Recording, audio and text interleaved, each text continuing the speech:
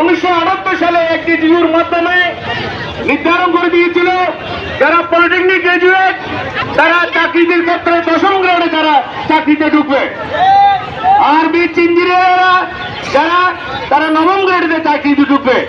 এটা একটা দীর্ঘদিনের মীমাংসিত বিষয়, কিন্তু অতীব দুঃখের বিষয় আমরা বিভিন্ন পেশাগত সমস্যা সমাধানের জন্য ডিপ্লোমা ইঞ্জিনিয়ারদের 6 দফা দাবি আদায়ের জন্য আমরা দীর্ঘদিন আন্দোলন সংগ্রামে মাঠে আছি।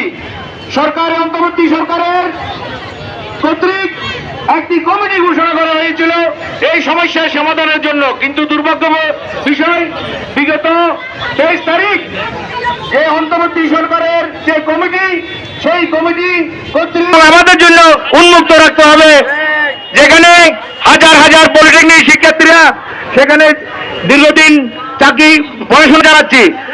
একই সাথে আমরা ঘোষণা করতে চাই অনতি বিলম্বে যে সুপারিশ যদি বাতিল করা না হয়, যে ডিপ্লোমা ইঞ্জিনিয়ার সেই ডিপ্লোমা ইঞ্জিনিয়াররা মাঠে ময়দানে কাজ করে তারা আন্দোলন সংগ্রাম করে আমাদের অধিকার সংরক্ষণের জন্য আমরা মাঠে।